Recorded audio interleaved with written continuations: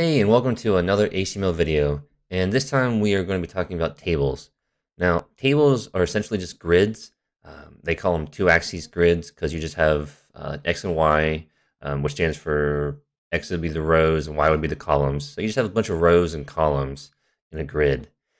And the main use is when you have a lot of data that needs to be organized so that a user can read it much easier than just putting it in text on a web page. So whenever you create HTML tables, there are four key elements that you need to know. The first one is the table element, and you need an opening and closing table tag.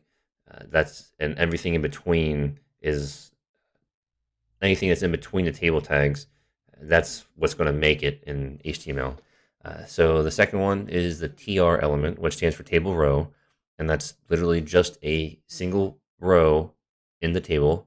Next one we have is the TH element, that stands for table heading, and that you can for all the columns you can denote them by the TH tag, and gives them more structure to the table. So you can give the columns names basically.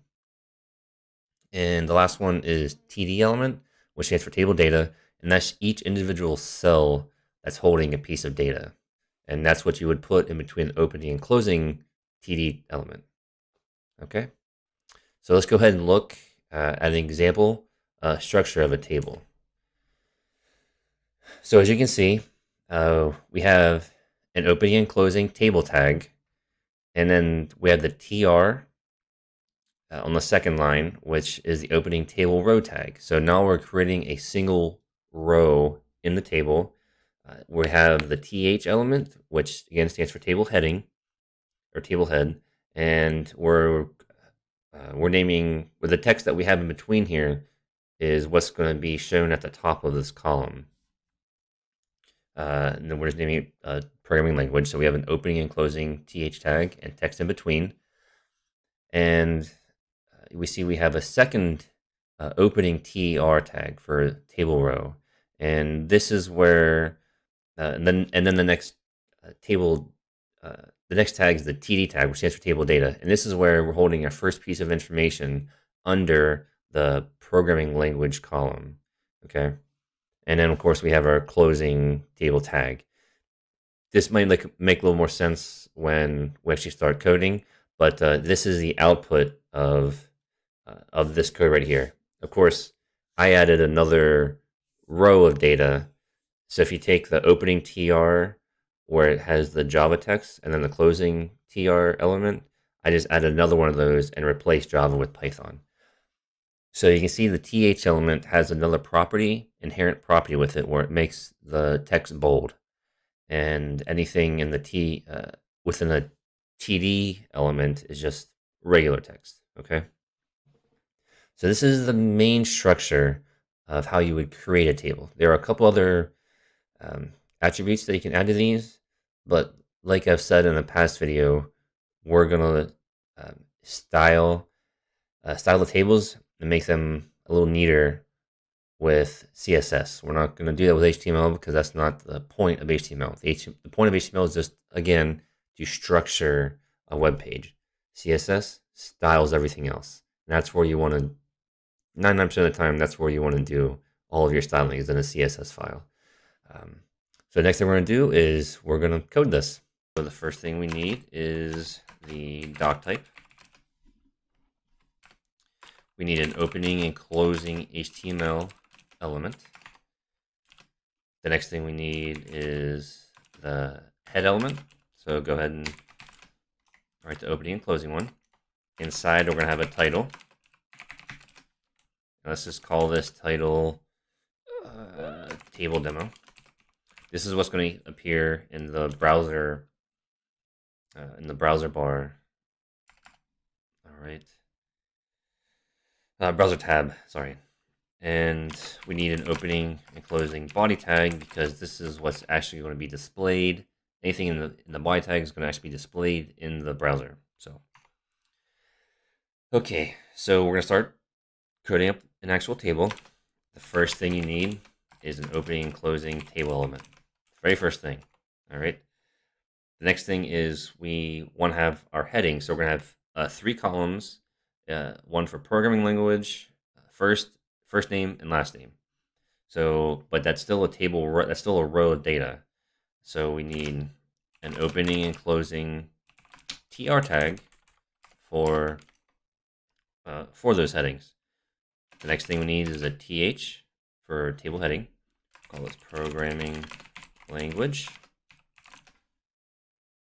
And if you want, just like simple trick, you can copy this. So if you're at the end, and go Shift Home. That'll just copy everything back to the beginning of the line.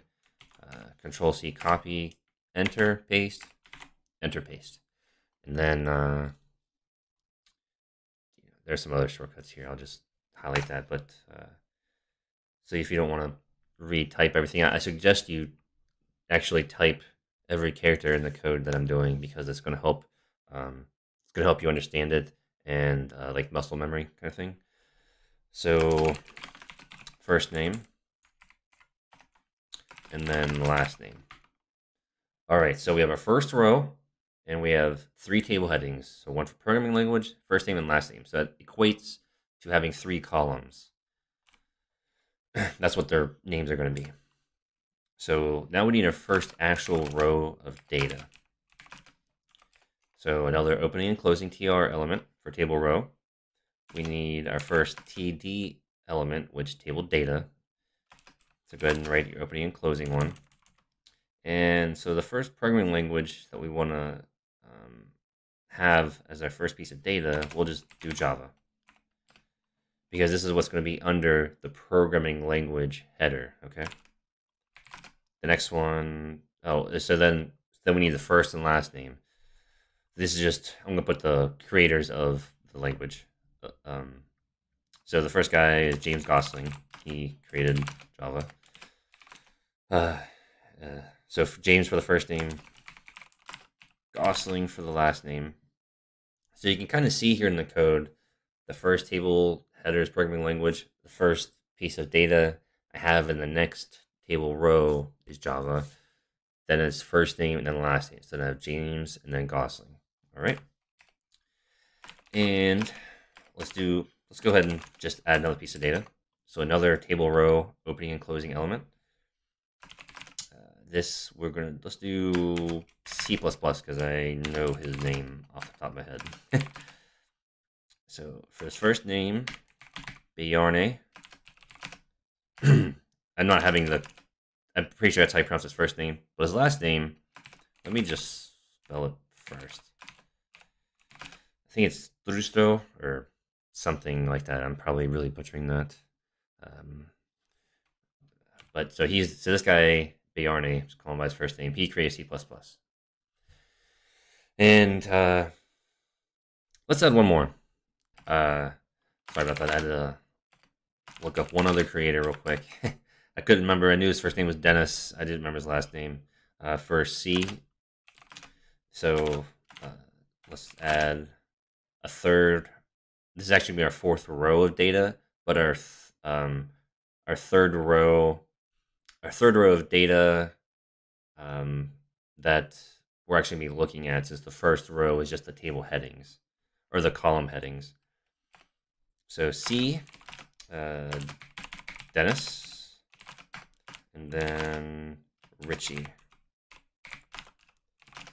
Okay. And then we're done.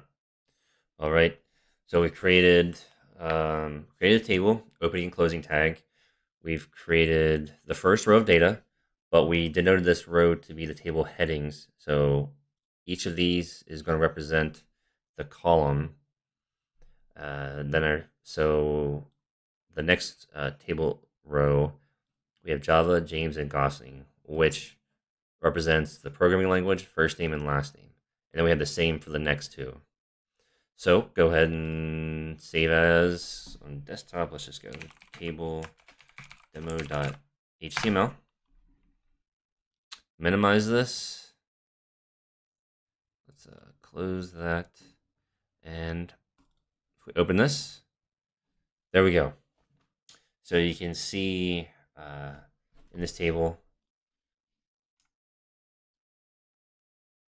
so you can see in this table, we have the table headings, which again are in bold, programming language, first name and last name, and then under that we have all three of our actual rows of data that we care about. All right, so let's just go over a quick summary of what we just did. So you were introduced to a new element, a table element, and this is how you begin to add a table to a web page.